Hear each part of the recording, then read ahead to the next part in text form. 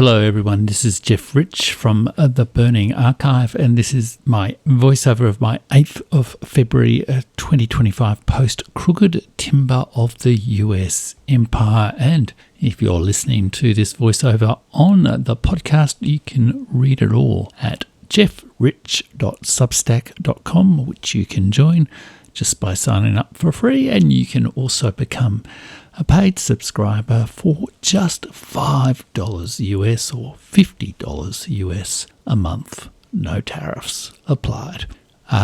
Okay, Crooked Timber of the US Empire. All happy empires are alike. Each unhappy empire is unhappy in its own way. And there's an image in the post of my book of the week, which we'll get to at the end of the post. The Deluge, the Great War, America and the Remaking of the Global Order, 1916 to 1931, by Adam Tooze.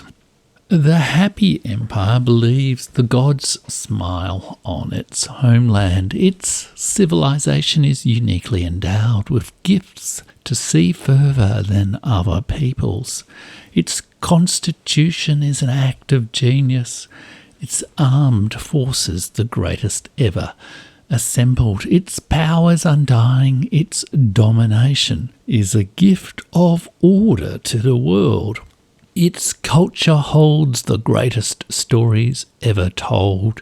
Its museums are the graceful custodians of the loot of the world.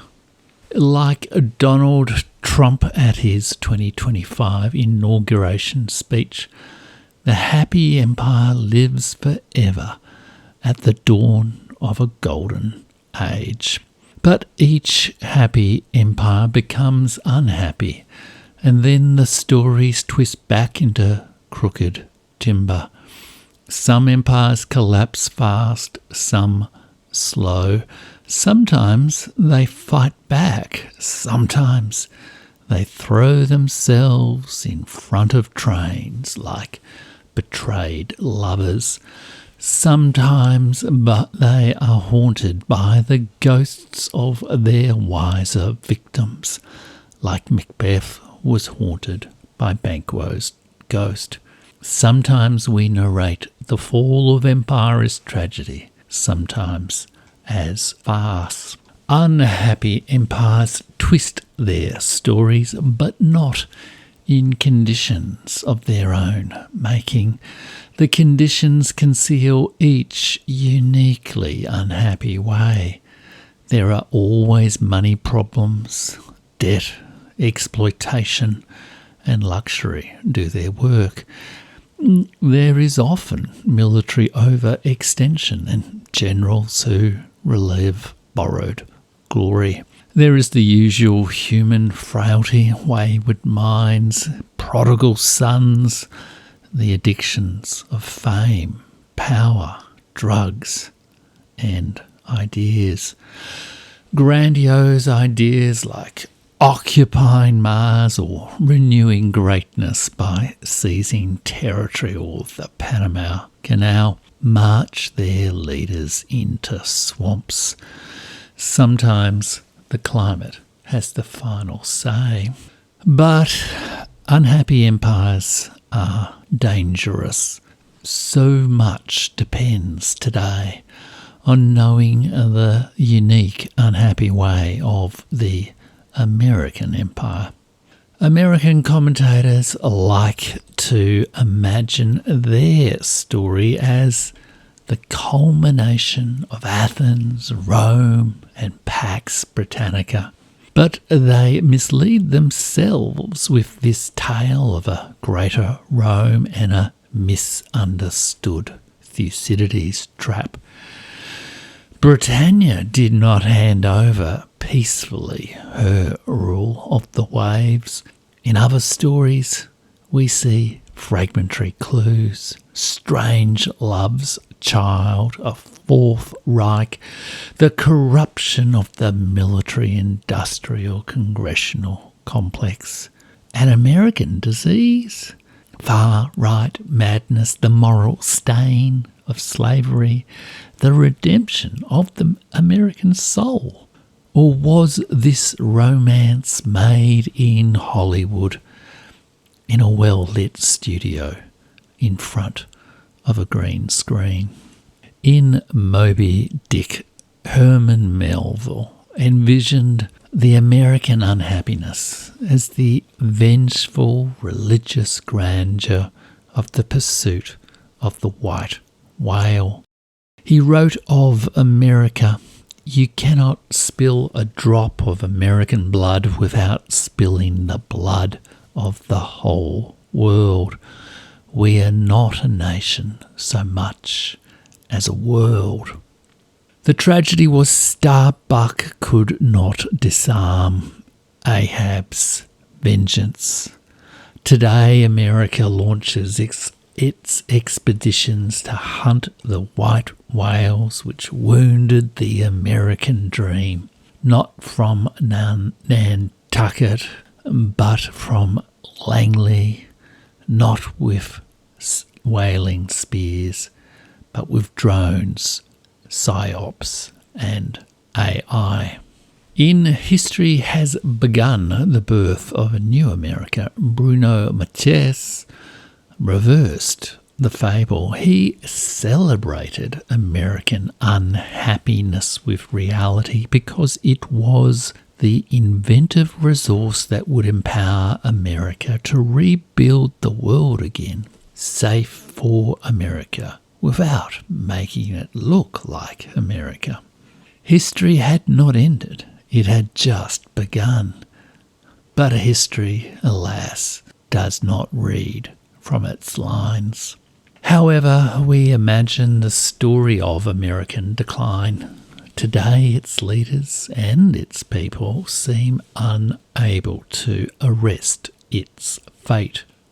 Trump can no longer solely be blamed.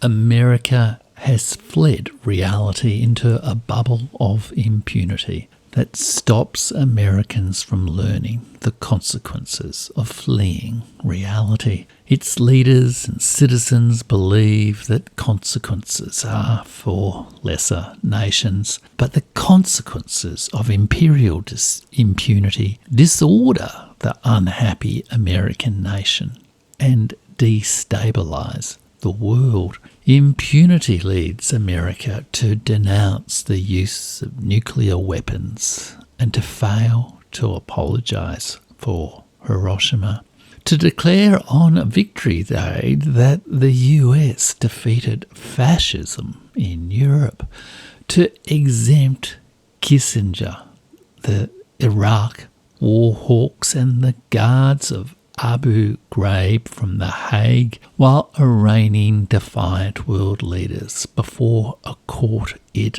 does not recognise. It leads the US to fail to deliver in full on Nixon's promise in 1971 to admit Taiwan is part of one China.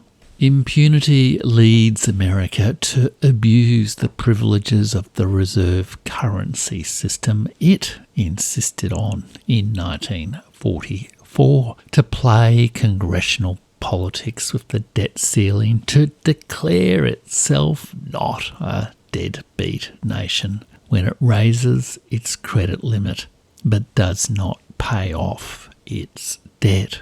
Impunity leads America to the near-annual government shutdown circus with new vaudeville each season, but in which the ringmaster never tames the budget. Impunity leads to endless misappropriation of other cultures, to the McDonaldization of the world, the exploitation of resources, and the looting of older civilizations.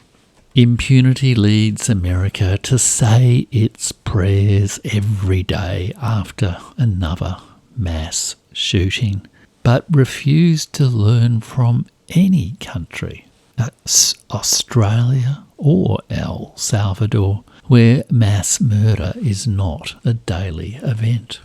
Impunity leads America to deny its defeat in Ukraine and to demand that Europe pay the bill for the catastrophe, to believe its military bases occupying the West Pacific make the world safe. Impunity leads America to threaten and prosecute the International Court of Justice for judging in accordance with international law genocide equipped by the USA. It leads America to believe it can plant the stars and stripes on Mars on behalf of the whole planet Earth. Distracted in the echo chambers of social media, the impervious American speaks nonsense about the world and ignores the corrections coming from outside, in the sun, where the world listens in. Americans block their ears, stamp their feet, and march their social fabric, education institutions, justice system, business rules, and political culture onto ruin. They ban TikTok and its people flee to Red Note. It spits the dummy when the rest of the world demonstrates superior artificial intelligence. The gods have sent Americans mad before they destroy America. Impunity makes America mad, bad, and dangerous to ally with. It has created a mental prison for its elites as strongly barred as the Leninism that entrapped the Soviet leadership class in the 1980s. As Vladimir Putin said in 2022, America today, sealed inside its bubble, is steadfastly walking the unhappy, steady and confident gait of the Soviet Union. The decade ahead may be very hard on America, but as yet there are few signs that the American leadership class in politics and in culture is prepared to learn the essential lesson. Trump's inauguration affirmed their collective denial of the reality of history. The American century was a dream created by the most powerful dream machine ever made, but the dream was never real. Can the American mind wake from its fever dreams? Since 2016 or more, the American media convinced the world that post-truth politics was the unique disease of Donald Trump. Since January 2021, the world has learned that was not so. We should have known long ago. No one consented to the Washington Consensus. The Truman Show and Wag the Dog were released in 1998. Can the American state pay for its dreams? The economic historian Adam Tooze has written that in the United States, simple liberal visions of modernisation have most conclusively come to grief, and the disharmony between politics and economic and social development is at its most extreme and consequential. From Shutdown 2021. America is not a bulletproof republic. It is the dying salesman of its own tragedy. It may have passed the point of no return. It is angrily adrift abroad in a seething, multipolar world.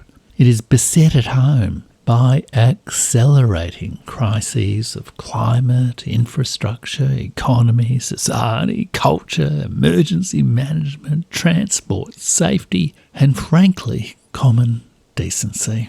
It is, as French historian Emmanuel Todd has said recently, a defeated country. A defeated country in denial. Only by breaking the seal on the prison of impunity can America reverse the forces of disintegration. In early 2021, Tooze wrote, "The haunting question remains, is the United States as a nation-state capable of responding in a coherent and long-term fashion to the challenges of the Great Acceleration?" He has recently answered his own question with a resounding no. After the succession of Joe Biden by Donald Trump, one old, mad, blind, despised and dying king following another, can any honest person answer yes? Book recommendation: Adam Tooze, The Deluge, The Great War and the Remaking of Global Order, 2014. And there's a quote from that book in the post: "To describe the United States as the inheritor of Britain's hegemonic mantle is to adopt the vantage point of those who in 1908 insisted on referring to Henry Ford's Model T as a horseless carriage. The label was not so much wrong as vainly anachronistic. This was not a succession. This was a paradigm shift which coincided with the espousal by the United States of a distinctive vision of world order." My emphasis, that's page 14 to 15 of The Deluge. What was that distinctive vision of world order? It was the hegemony project, the idea that the USA could be the world hegemon. In Wednesday's deep dive for paid subscribers, join me as I explain how Adam Tooze's recent work on the hegemony project is the best way to understand the crooked timber of US empire.